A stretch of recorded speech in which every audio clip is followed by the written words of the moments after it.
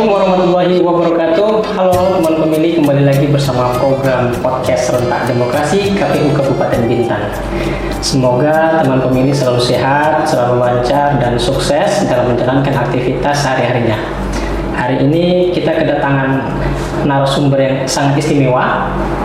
Beliau, kalau kemudian kita berbicara mengenai kepemiluan secara empiris, beliau memiliki pengalaman yang tidak sedikit, artinya cukup lama beliau menggeluti dunia kepemiluan.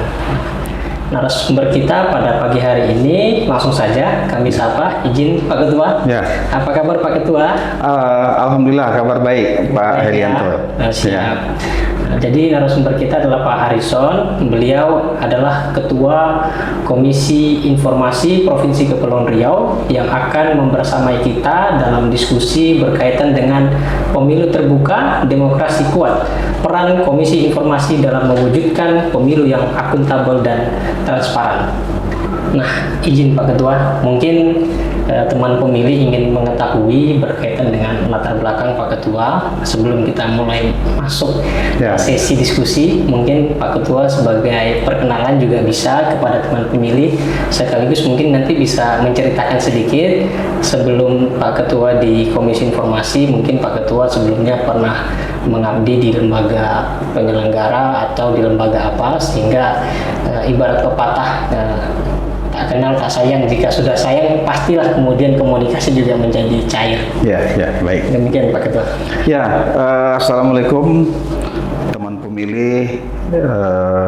Hari ini saya diberikan kehormatan, diberikan kesempatan sebagai narasumber pada acara podcast KPU Kabupaten Bintan dengan tema keterbukaan informasi dalam pemilu.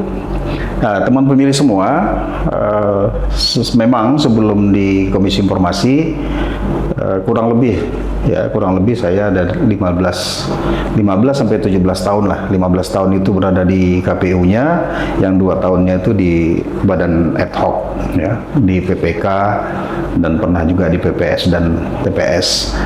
Nah, itu pengalaman di kepemiluan. Namun demikian di Komisi Informasi saya baru masuk tahun kedua. Setelah di KPU memang ada ketentuan yang mengatur bahwa hanya 2 kali dalam setiap tingkat periodisasi. Sehingga karena saya masih merasa dalam usia yang produktif, ya mencobalah untuk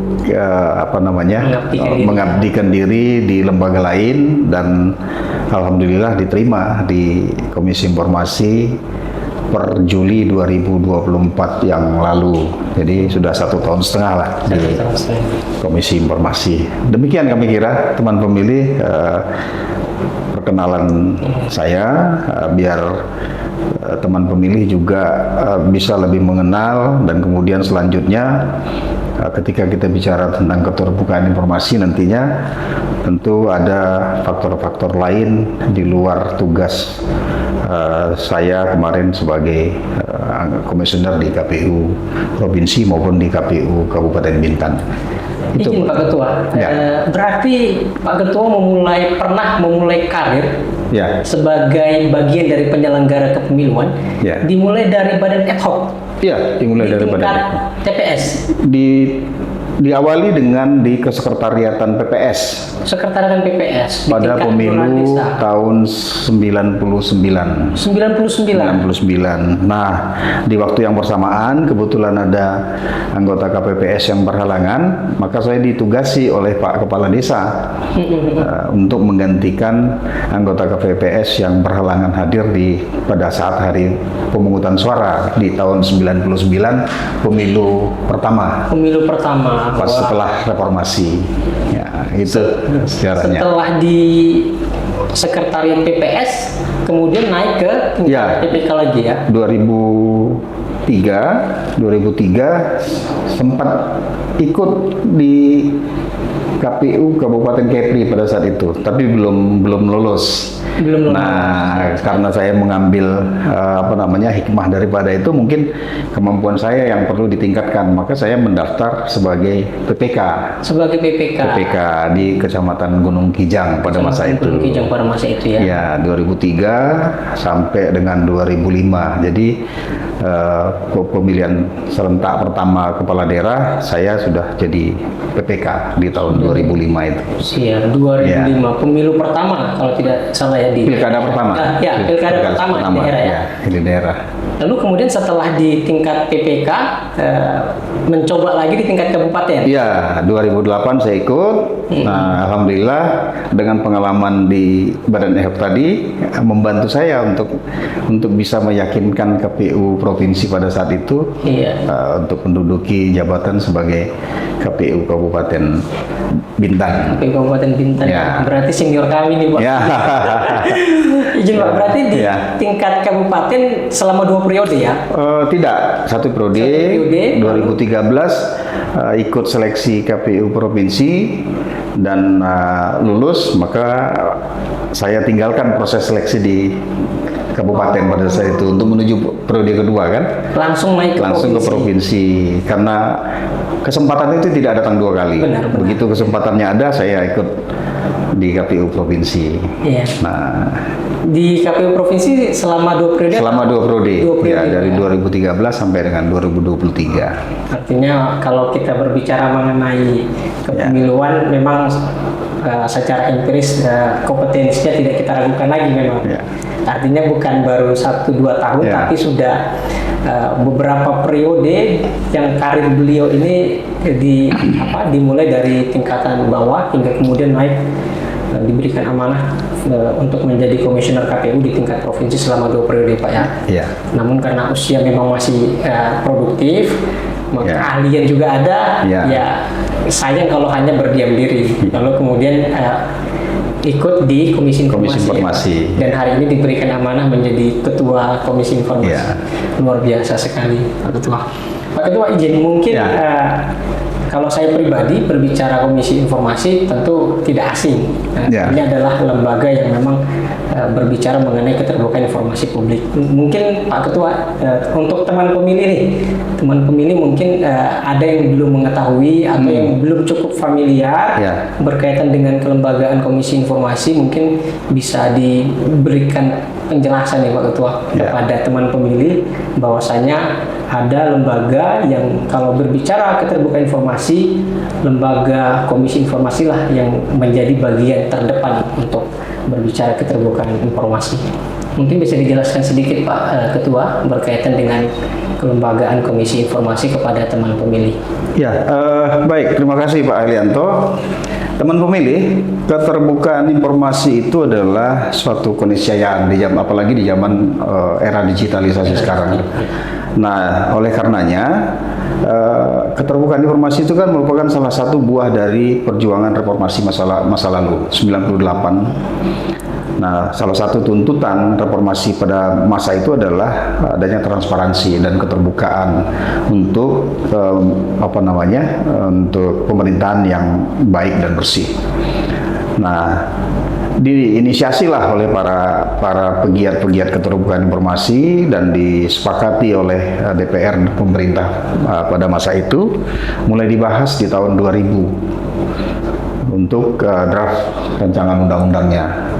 Nah, baru tercapai kesepakatan itu, dia menjadi undang-undang itu adalah tahun 2008. 2008. Iya, jadi ada hampir 8 tahun.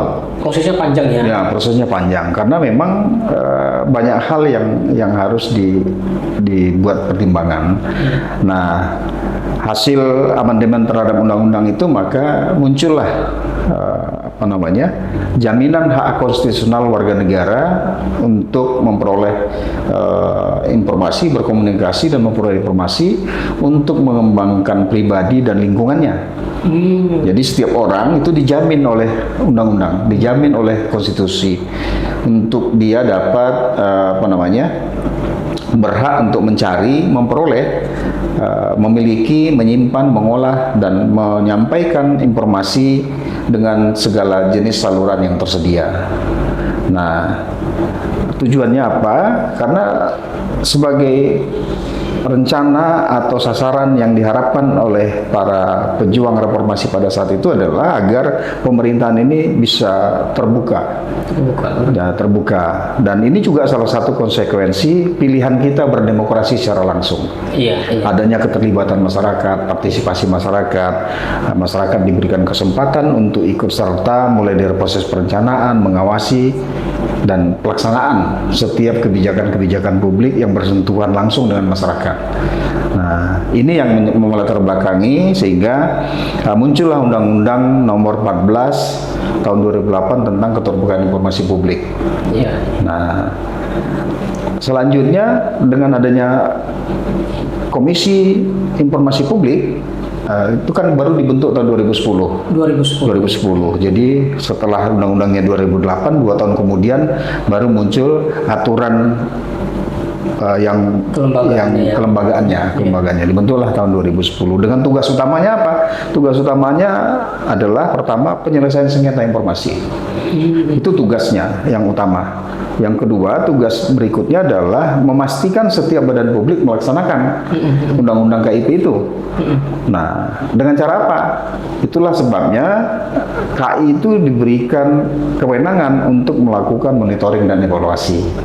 Jadi monitoring dan evaluasi itu adalah salah satu bentuk turunan dari tugas Komisi Informasi untuk memastikan bahwa setiap badan publik itu memang melaksanakan Undang-Undang 14 tadi.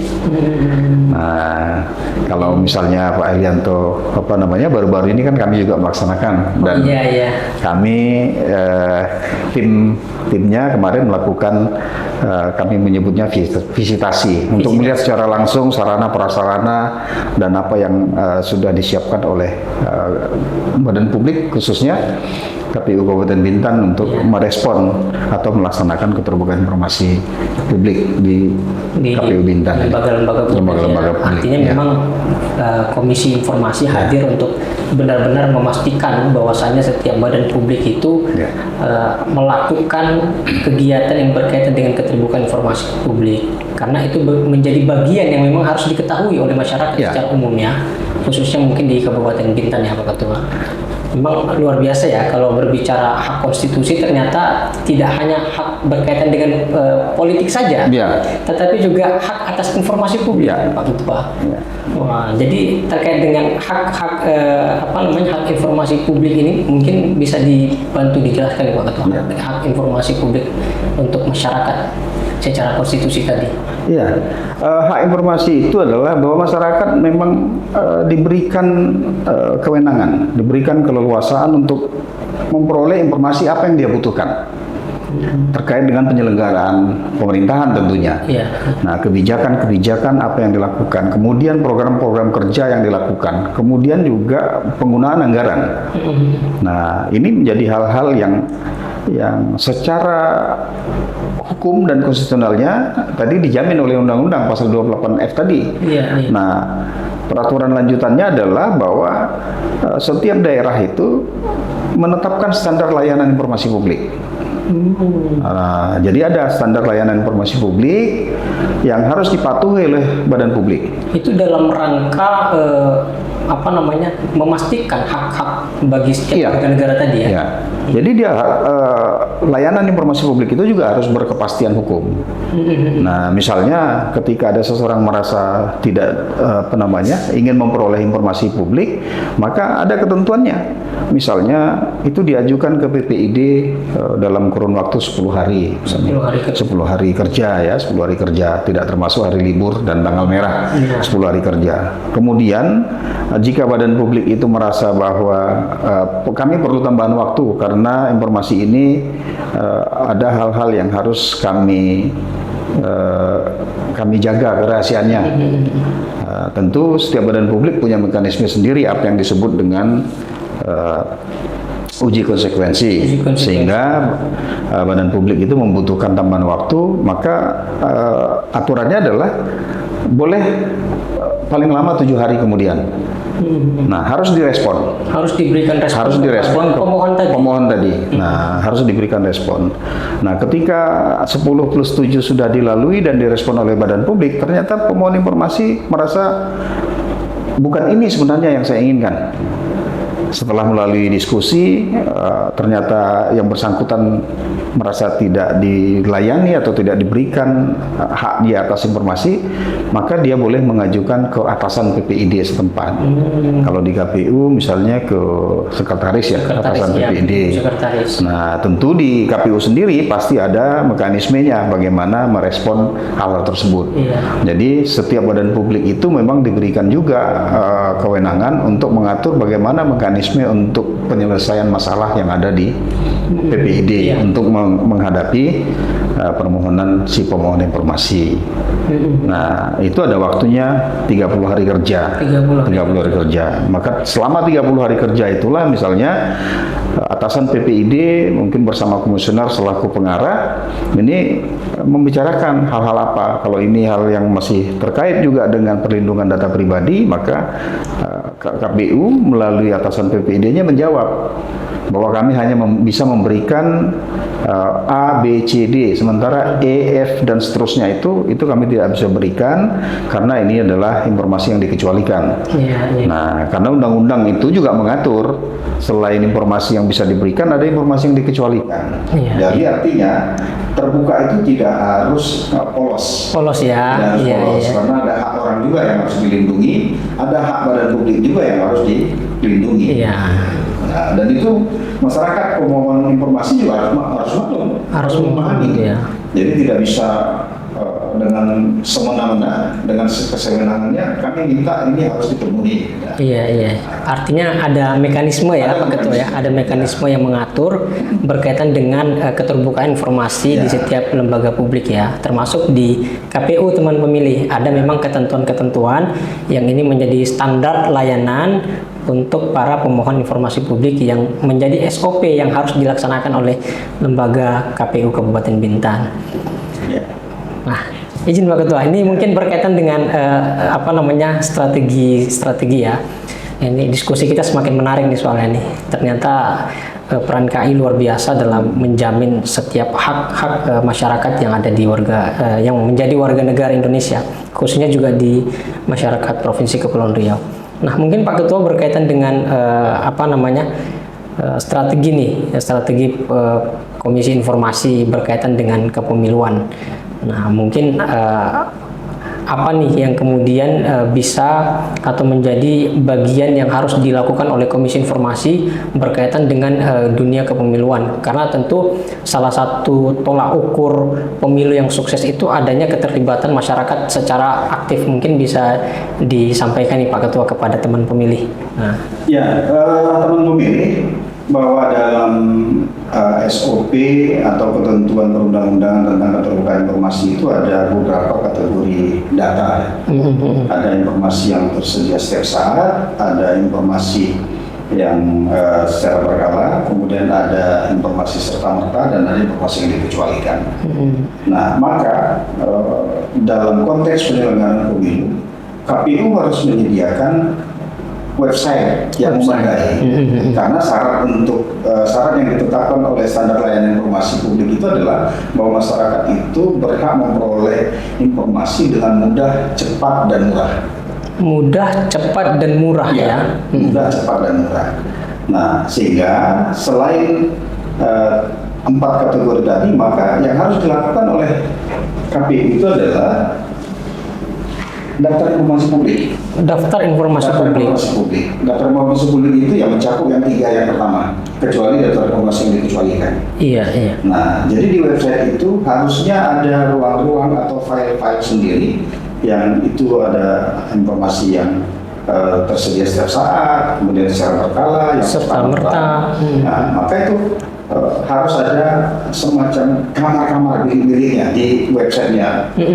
Zaman digitalisasi sekarang kan masyarakat akan lebih condong untuk bisa melihat atau mencari informasi dengan media ya, secara digital ya. Iya.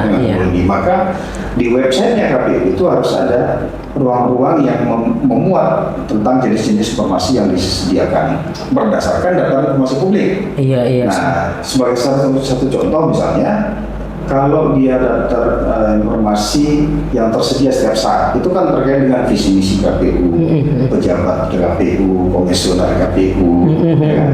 Nah, kemudian yang secara berkala nanti misalnya tahapan program, kegiatan-kegiatan sosialisasi misalnya, itu kan harus ada.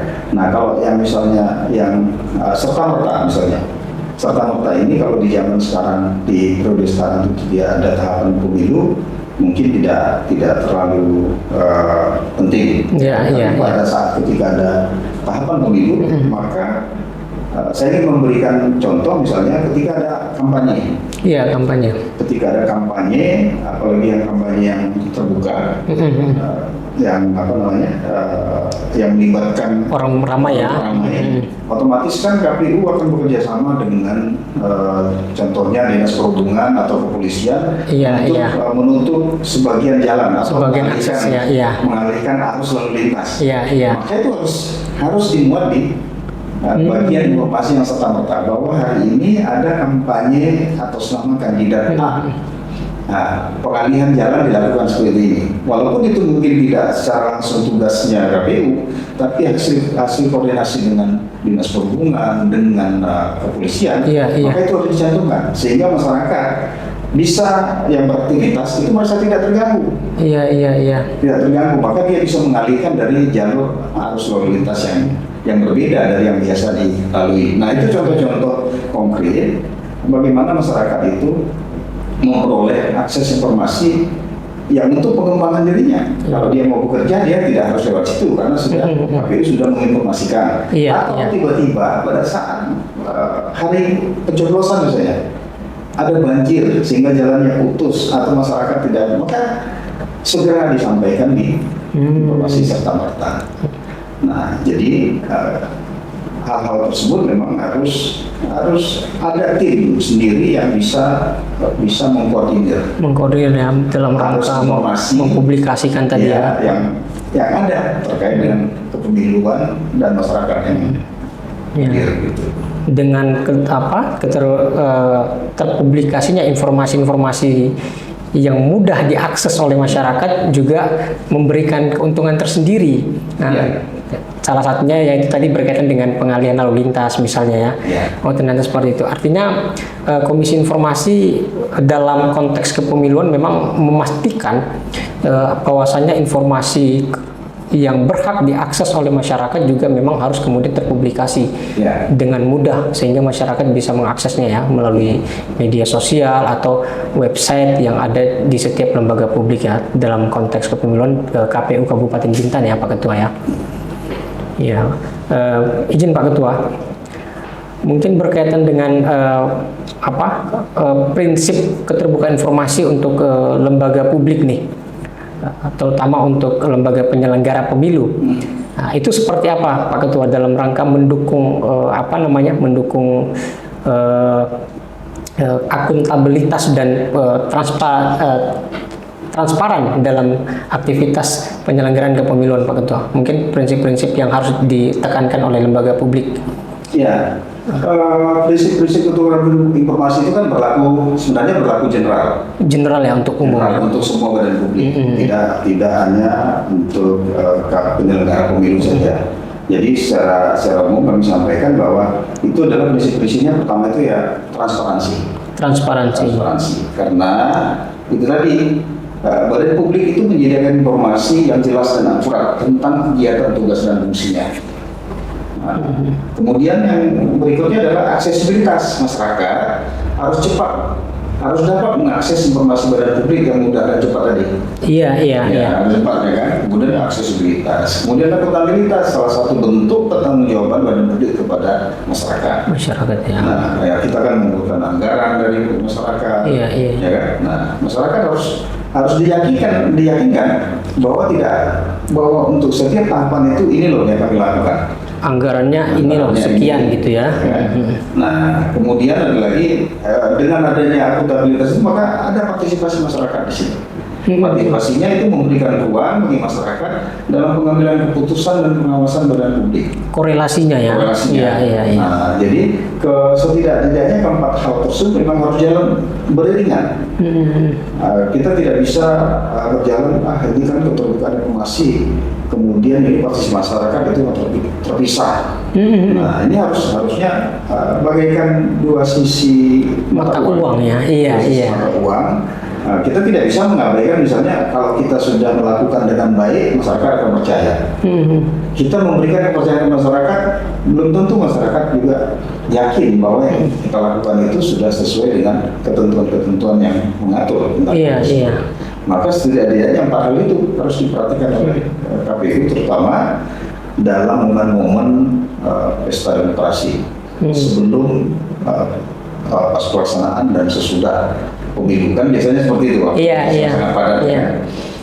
Dan itu ada korelasinya dia. Iya, ada korelasinya. Menimbulkan tingkat partisipasi masyarakat yang tinggi. Dengan masyarakat mengetahui nih bahwasanya ini loh tahapan-tahapan kepemiluan yang kemudian masyarakat juga ternyata di situ bisa terlibat. Ya. Seperti itu ya. Kalau bicara misalnya tahapan, kalau belum berubah ya. Iya. Setidaknya kan ada 11 atau 12 tahapan ya. Iya. Mulai dari perencanaan, kemudian sosialisasi, kemudian regulasi, penyiapan SDM-nya, sampai dengan kampanye pencalonan untuk pilkada ada 11 tahapan. Iya. Nah, masyarakat kan harus dipahamkan bahwa ke 11 tahapan itu dia punya kewajiban punya kewajiban untuk dapat partisipasi. Nah, setidak-tidaknya dia mengetahui ruang-ruang yang memang masyarakat bisa masuk berperan aktif di situ. Ya.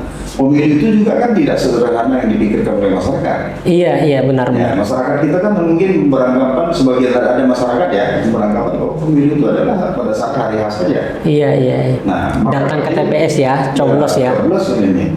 Padahal kan dalam proses pemilihan itu harus ada, misalnya ada daerah pemilihan, ada kandidasi di situ. Iya. Kan? Nah, kenapa ini penting? Karena proses memilih seorang pemimpin itulah yang akan berdampak kepada dirinya. Benar. Nah, apalagi di era sekarang ini kan sebagai salah satu tantangan juga, baik bagi KI, apalagi bagi KPU. Ya, masih ada di pikiran mindsetnya masyarakat bahwa udahlah siapapun yang terpilih sama aja nih. Sama saja. Nah, sudahlah.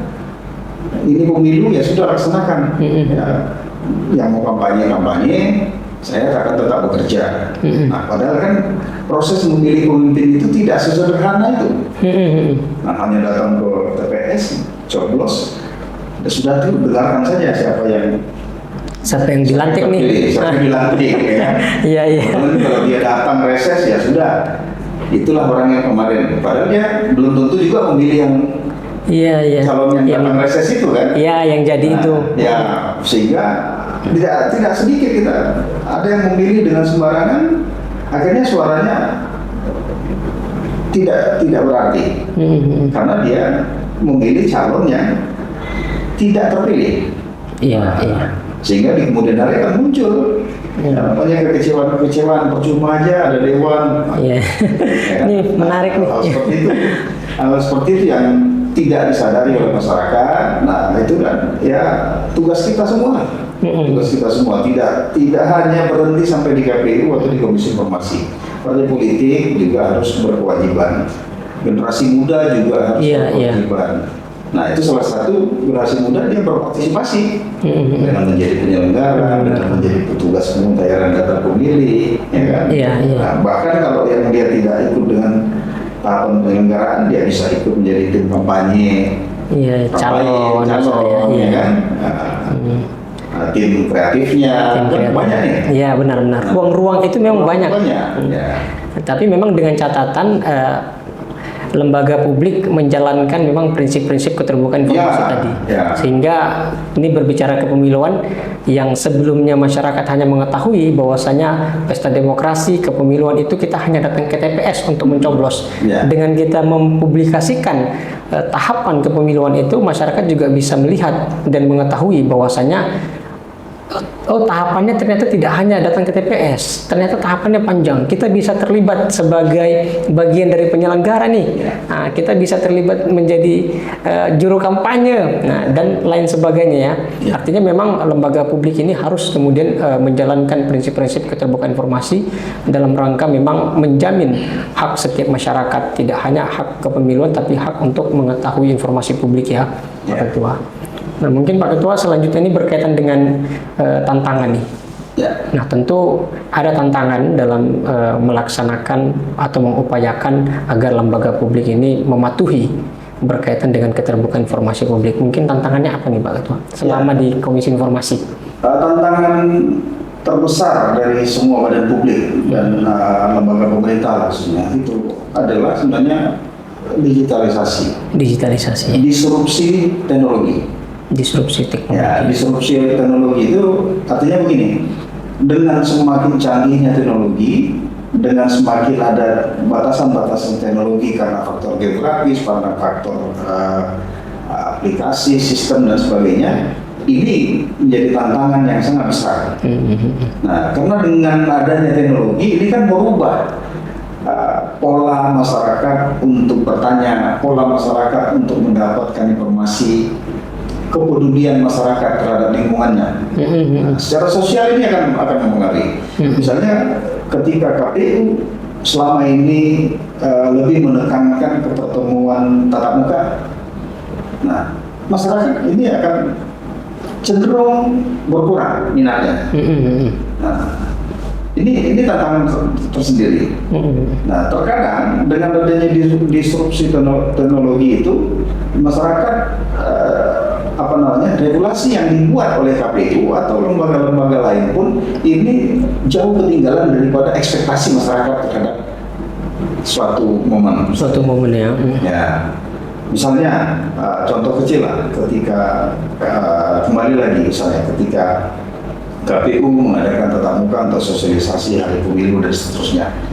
Nah, padahal masyarakat kenapa sih harus ada pertemuan tatap muka lagi?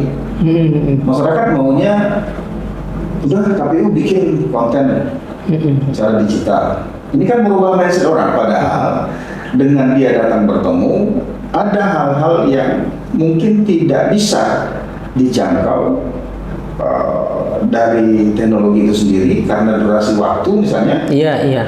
Ini menjadi persoalan sendiri, ada informasi yang tidak tersampaikan. Tetapi ketika orang itu hadir di tempat, mendengarkan dan melihat, penyampaian orang juga akan berbeda cara penerimaannya. Nah, ini tantangannya. Kemudian yang kedua adalah teknologi ini kan punya keterbatasan. Ketika sistemnya mengalami drop atau rusak, maka informasi itu akan hilang. Orang pencari informasi juga akan merasa ini jangan-jangan muncul lagi hoax. KPU sengaja menghilangkan data atau dengan alasan pemeliharaan. Alasan pemeliharaan dia butuh hari ini. Nah, seketika juga dengan teknologi itu dia dibuat KPU tidak menampilkan data bla bla bla.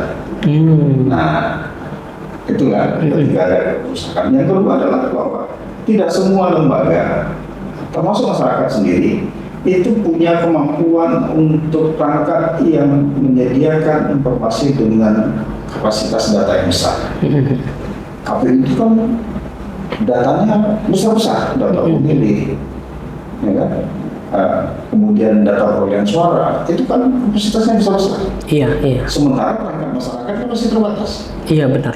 Ya, apalagi dengan kesenjangan digital, ya, masyarakat di pulau-pulau kita. Ya, jangankan yang di pulau-pulau, yang kita satu pulau di Pulau Bintan saja, itu mungkin punya HP dengan kapasitas yang standar-standar saja. Iya, benar.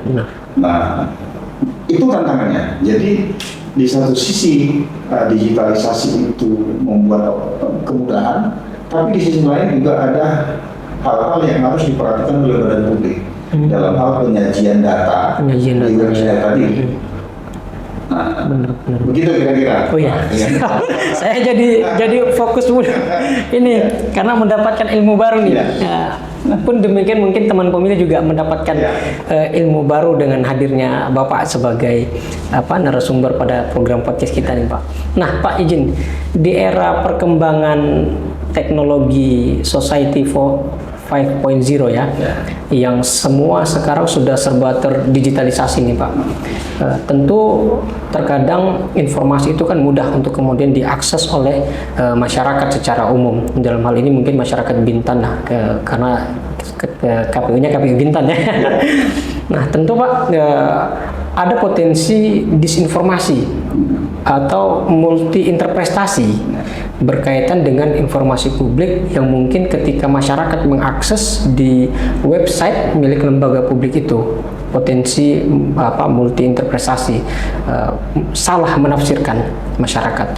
Nah, tentu hal ini kemudian juga bisa terjadi di era perkembangan yang sudah serba terdigitalisasi ini, yang masyarakat itu mudah mengakses data-data yang terbuka di website lembaga publik. Nah, menanggapi hal ini nih, Pak Ketua, kira-kira bagaimana langkah-langkahnya berkaitan dengan potensi multi interpretasi tadi? Disinformasi masyarakat yang berkaitan dengan informasi yang tersaji di media sosial atau di website lembaga publik, Pak Ketua. Ya, ini kan termasuk juga tantangan ya. Iya, tantangan ya, bagian dari tantangan. Karena masyarakat tidak cepat percaya dengan informasi-informasi yang mungkin hoax lah ya, berita yang tidak benar.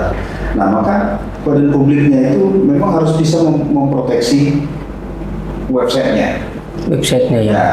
Jadi badan publik memang harus selain punya kehandalan digitalnya, juga memang harus punya SDM yang kuat, ya, yang bisa misalnya memperbaharui apapun lah kode secara digital yang ada di webnya.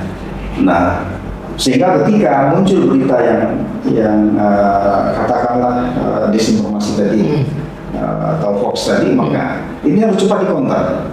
Harus cepat dikonter dengan membuat pernyataan misalnya bahwa informasi yang benar adalah ini, karena kami sudah pernah melakukan upload dokumennya seperti ini. Iya. Cepat mengklarifikasi, mengcounter isu-isu yang bertebaran tadi ya. Nah, jadi kuncinya adalah pertama website yang handal, data yang disampaikan, dokumen yang disampaikan di website tersebut adalah dokumen yang sudah terverifikasi, baru kemudian SDM yang mumpuni, menguasai, tidak hanya sekedar melaporkan kepada pimpinan bahwa ada hal seperti ini. Nah, jadi dia juga harus punya kemampuan IT yang baik. Nah, kemudian badan publiknya juga harus punya anggaran yang cukup untuk melakukan pelatihan terhadap timnya. Ya, peningkatan kapasitasnya ya. Itu SDM-nya baik perangkat maupun SDM-nya. Nah, jadi informasi itu diketahui mana informasi yang benar. Ketika datang kontak, SDM-nya mampu menghandle kalau ini misalnya, jangan berlama-lama. Iya. Ya, misalnya ketika ada yang menghack misalnya, ya itu udah harus bisa diselesaikan dengan yang waktu yang tercepat. Ya, cepat dan tepat. Ya. Kemudian ada informasi misalnya, mohon maaf kan media kita kan misalnya website yang di hack, tapi kan media yang lain tidak ada, Facebooknya masih ada, masih yang lain-lain masih ada. Nah itu diklarifikasi bahwa ada informasi ke publik bahwa web kami terhadap data ini sedang dilakukan perbaikan karena ada upaya untuk nge-ban dan sebagainya.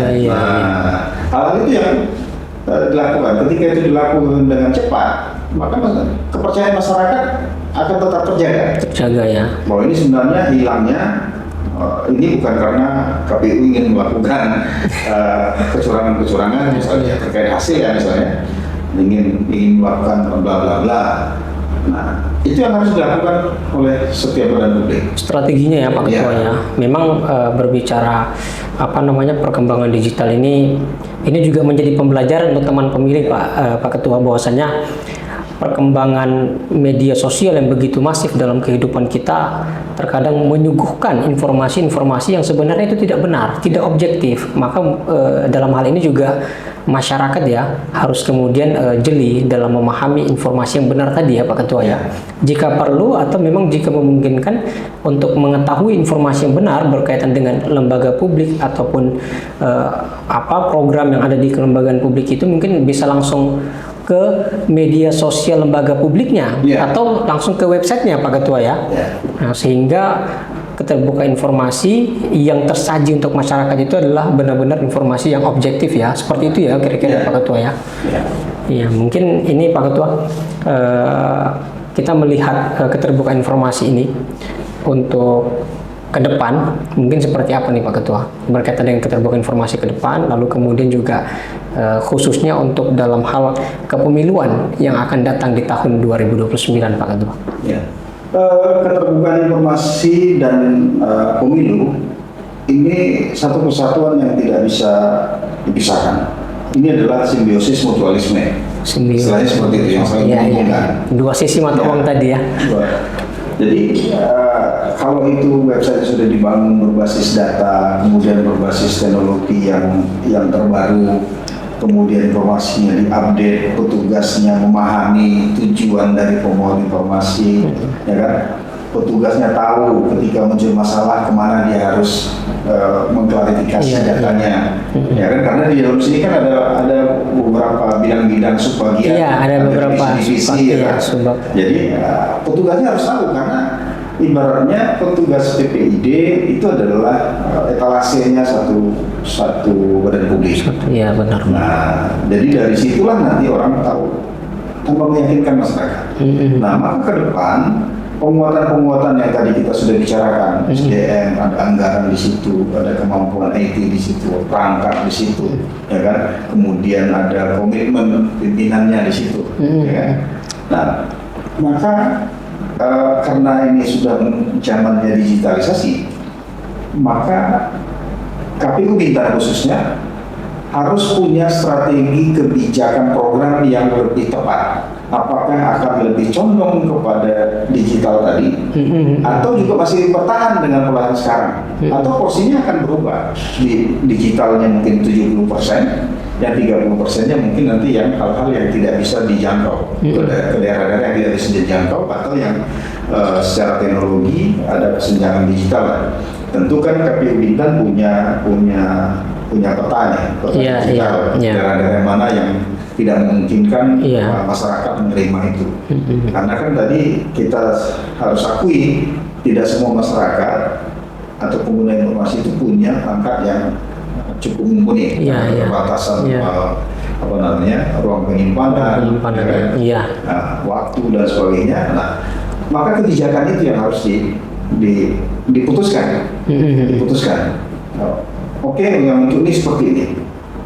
Tapi kalau terkait dengan pemiluan, ini juga harus dilakukan oleh semua elemen masyarakat. Semua elemen masyarakat, partai politiknya juga iya, ya, kemudian pemerintahnya juga iya, jurnalisnya juga iya, akademisinya juga iya. Termasuk kelompok-kelompok masyarakat. Kelompok masyarakat, ya, termasuk yang tadi yang generasi muda, yang nanti 2045 itu kan menuju Indonesia Emas. Jadi keterlibatan teman-teman itu yang masyarakat yang sekarang itu berusia muda memang harus terlibat, tidak hanya sebagai penyelenggara pemilu, juga mungkin punya kelompok-kelompok sendiri yang bisa menyebarluaskan tidak hanya kepentingan pemilunya, tapi juga kepentingan keterbukaan informasi.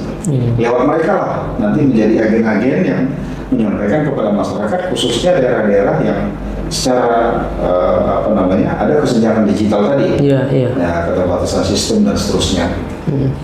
Memang kalau kemudian kita berbicara keterbukaan informasi ini sebenarnya tidak hanya peran lembaga publik, tapi memang peran semua pihak, termasuk masyarakat ataupun kelompok-kelompok masyarakat ya.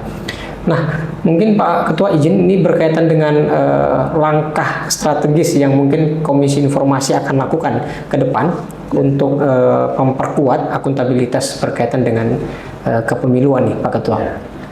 Ya, kalau secara kelembagaan Komisi Informasi itu bisa saja berkolaborasi atau membuat kesepakatan dengan KPU, Bawaslu, dan semua pihak misalnya. Bagaimana penguatan standar layanan informasi publik.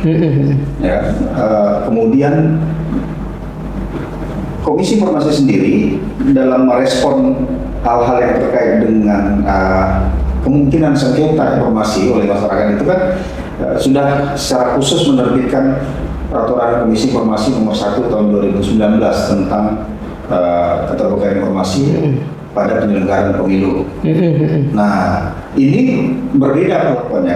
Kalau permohonan sengketa informasi yang umum tidak di masa pemilu, ini kan begitu diregister di Komisi Informasi, ada permohonan yang kami register, itu kan sekurang-kurang dapat diselesaikan. Oh ya, 10 hari kerja ya. 100 hari misalnya. Oh ya, 100 hari. 100 hari ya. 100 hari. Nah, khusus pada saat kepemiluan ini dipangkas. Lebih cepat dia. Lebih cepat, karena tahapannya kan tertentu. Nah, jangan sampai nanti ketika orang meminta daftar pemilih sementara yang tidak diberikan oleh KPU sampai ke KI, atau orang sudah menuju ke daftar pemilih tetap misalnya. Nah, atau orang meminta perolehan suara di TPS. Ternyata karena proses sengketanya itu berlarut-larut, maka orang sudah sampai ke tahapan penetapan calon terpilih misalnya. Nah, Sudah berlarut-larut dia, lewat tahapan yang diinginkan oleh pemohon informasi. Iya. Nah, maka diadakanlah Perki 1 itu, dan arahan pimpinan kami dari KPU pusat itu ya dilakukan proses sidang cepat. Walaupun ada ketentuannya, misalnya dia 3 hari, 4 hari, 5 hari.